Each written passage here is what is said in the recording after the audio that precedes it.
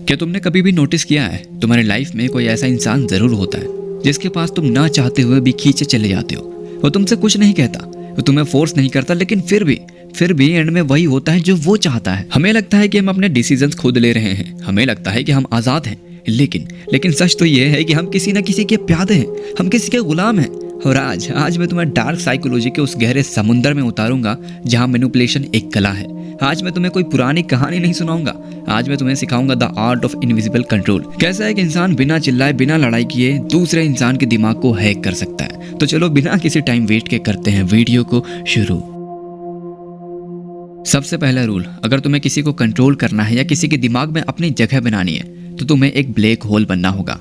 अच्छा सोचो एक नरोल कन्वर्सेशन के बारे में। जब दो लोग मिलते हैं तो वो क्या करते हैं भाई? इंफॉर्मेशन ट्रेड करते हैं। जैसे कि मेरा नाम राहुल है, मैं इंजीनियर बनना चाहता हूँ। फिर दूसरा बंदा कहता है मेरा नाम विकास, मैं क्रिकेट पसंद करता हूँ, मुझे क्रिकेटर बनना है। ये सब नॉर्मल है, लेकिन एक कंट्रोलर, एक डार्क ऑब्जर्वर ऐसा बिल्कुल भी नहीं करता। अब जब तुम किसी से मिलते हो तो अपने बारे में बताना बंद कर दो, क्योंकि ह्यूमन साइकोलॉजी का एक ग्लिच है कि हम खामोशी को बर्दाश्त नहीं कर सकते। जब सामने वाला चुप हो जाता है तो हम नर्वस हो जाते हैं और उसी चुप्पी को भरने के लिए हम अपने सीक्रेट्स ही निकालने लगते हैं, उगलने लग जाते हैं। तो इसलिए खामोश रहना सीखो। और अब मैं तुम्हें एक बहुत ही इंपॉर्टेंट टास्क देता हूँ। मान के चलो आज संडे है, कल सोमवार होगा, ठीक है? तो तुम जाओगे स्कूल या फिर कॉलेज या फिर ऑफिस, ठीक है? एंड लोगों के बीच में बैठे हो तो तुम ट्राई करना, जब भी कोई तुमसे पूछे तुम्हारा वीकेंड कैसा गया था, तो बजाय पूरी कहानी सुनाने के बस इतना कहो इंटरेस्टिंग था।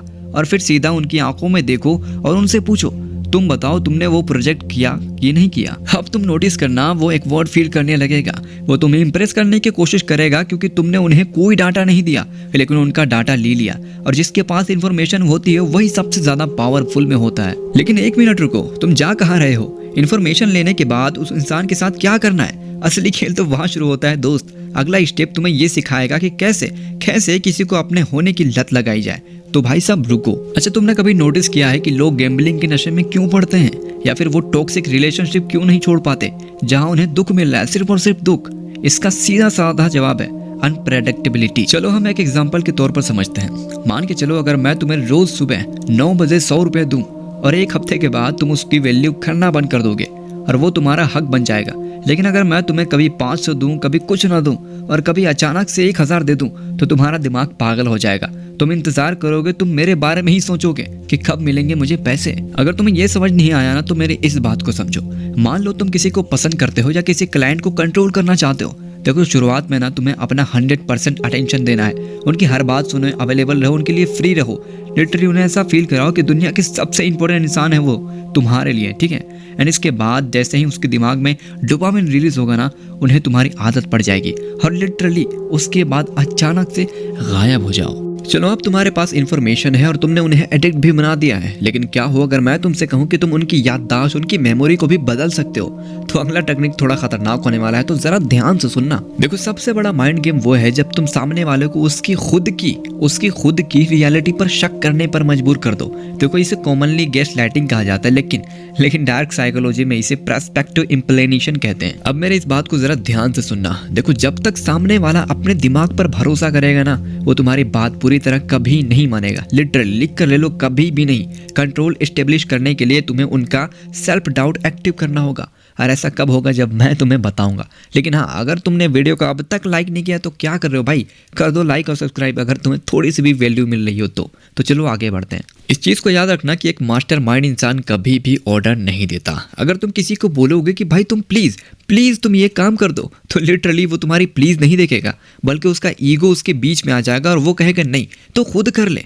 लेकिन अगर तुम उसे ऐसा फील कराओ कि ये आइडिया उनका था, तो वो उस काम को करने के लिए अपनी जी और जान दोनों लगा देंगे दोस्त। अब मैं तुम्हें यहाँ पर बेस्ट एग्जांपल देता हूँ। मान के चलो तुम और तुम्हारे अपने दोस्त को मूवी देखनी जानी है, लेकिन थिएटर पे दो मूवी लगी हुई है, एक जुजुत्सु काइसन, एक डीमन स्लेयर।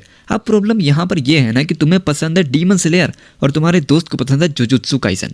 अब अगर तुम उससे ये कहोगे भाई तू प्लीज चलना डीमन स्लेयर देख लेते हैं, बहुत ही अच्छी मूवी है, तो ज्यादातर चांस ये है कि वो क्लियरली बोल देगा नहीं भाई मुझे नहीं देखना, ठीक है? इसके बजाय अगर तुम अपने दोस्त से ये कहते हो ना कि दोस्त देख हम जिस मूवी में जाना चाहते हैं ना, उस मूवी का रिव्यू बहुत ही ज़्यादा बेकार है। मतलब हर इंसान यही कह रहा है भाई कि जुजुत्सु काइसन अच्छा नहीं है, मेरा पैसा बर्बाद हो गया। मतलब हर इंसान यही कह रहा है। और दूसरी चीज़, यहाँ तक तो फिर भी ठीक है दोस्त, प्रॉब्लम यह है ना कि एसी भी ख़राब है। मतलब हम पैसे देंगे, एसी भी नहीं मिलेगी, गर्मी भी लगी और मूवी भी बेकार। मतलब चारों तरफ से हमारा पैसा बर्बाद होने वाला है। बाकी तेरी मर्जी है, देख ले, जिधर जाना हो जा सकते हैं। और बस तुम्हें बस इतना ही करना है। तुमने अपने बातों पर गौर किया, तुमने कहा कि तुम्हारी मर्जी है, लेकिन तुमने नेगेटिव फैक्ट भी जोड़ दिया। जैसे कि तुमने कह दिया कि एसी काम नहीं कर रहा, मूवी का रिव्यू बेकार है, और तुमने ये भी कह दिया ना कि पैसा बर्बाद हो जाएगा। बस तुम इन्हीं नेगेटिव फैक्ट का यूज़ करके उसके डिसीजन को गोली मार देते हो भाई। और वो जाहिर सी बात है, वो वही चूज़ करेगा जो तुम्हारी पसंद की मूवी थी, जैसे कि डीमन स्लेयर। मतलब दुनिया में ना 99% चीज़ें डर के वजह से खरीदी जाती हैं, बेची जाती हैं। तो तुम्हें भी इसी चीज़ का यूज़ करना है, इंसान को डराना है, और ऐसे डराओ कि जीत भी यूँ नहीं हो और उनको लगे कि कंट्रोल उनके हाथ में है। लेकिन कंट्रोल असल में तुम्हारे हाथ में ही होता है। क्या तुम जानते हो कि सबसे बड़ा बेवकूफ़ कौन होता है? हाँ, तुमने सही सुना, सबसे बड़ा बेवकूफ़। तो देखो, सबसे बड़ा बेवकूफ़ वो इंसान होता है जो हर वक्त परफेक्ट बनने की कोशिश करता है। परफेक्ट लोग किसी को पसंद नहीं आते। परफेक्ट लोगों से लोग चलते हैं, उनसे खतरा महसूस करते हैं और उनकी गलतियां निकालने के लिए मौके ढूंढते रहते हैं। हर वक्त सोचते हैं कि ये बंदा कब गलती करेगा, तब मैं इसकी बेइज्जती करूंगा। लेकिन अगर तुम चाहते हो कि लोग तुम्हारे कंट्रोल में रहें, तो तुम्हें अपना गार्ड डाउन करना होगा। लेकिन याद रखना, फेक तरीके से। अब चलो मैं तुम्हें एक एग्जांपल के तौर पर समझाता हूँ। मान लो एक नया ऑफिस या फिर एक नए कॉलेज के ग्रुप में तुम एंटर करते हो। तुम वहां जाते हो और एकदम स्मार्ट, कॉन्फिडेंस, मतलब ऐसा बिहेव करते हो कि तुम हर चीज जानते हो। तो फिर क्या होगा पता है? आसपास के लोग, जितने भी स्टूडेंट या फिर जितने भी आसपास के लोग होंगे, वो तुमसे नफरत करेंगे। और यही डार्क रियलिटी और हकीकत है। तो अब तुम्हें क्या करना पता है? जब भी तुम कॉलेज या फिर स्कूल या फिर कहीं भी जाओ, तो अपने कोई ना कोई एक वीकनेस दिखाओ। एक ऐसी वीकनेस जिससे तुम्हें कोई भी फर्क नहीं पड़ता। तब क्या होता है पता है? जब तुम सामने वाले से कहते हो कि भाई मेरी हैंडराइटिंग अच्छी नहीं है, मुझे बहुत सारी प्रॉब्लम्स होती हैं, मैं किसी भी चीज़ को याद नहीं कर पाता।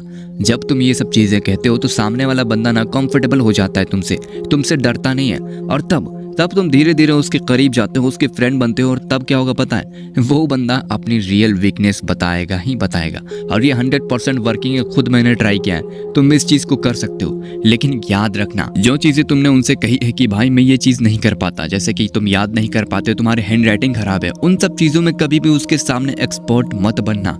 छुपके से बनो, किसी को दिखाओ मत, लेकिन उसके सामने बने तो भाई तुम्हारा खेल खत्म। वो समझ जाएगा कि तुम झूठ बोलते हो और उसका ट्रस्ट तुम पर से टूट जाएगा और वो तुम पर कभी भी यकीन नहीं करेगा, तुम्हें कोई भी सीक्रेट्स नहीं बताएगा। और अब मैं तुमसे इतना ही कहना चाहूंगा कि जो ट्रिक मैंने तुम्हें अभी बताई है ना, इसको वीडियो खत्म होने के बाद जरूर अपने रियल लाइफ में अप्लाई करना। लिटरली 70 to 80% चांस है कि ये चीज़ ज़रूर वर्क करेगी। 100%, क्योंकि मेरे साथ तो करती है। तुम्हारे साथ का पता नहीं, लेकिन अगर तुम 1 वीक से 2 वीक अच्छे सही से अप्लाई करते हो ना भाई, तो 100% वर्क करेगी ही करेगी। बाकी कमेंट में मुझे बताना कि वर्क करती है या फिर नहीं। बाकी आई होप तुम्हें वीडियो सही लगी हो तो लाइक सब्सक्राइब कर देना एंड कमेंट में जो भी सवाल है पूछ सकते हो तुम।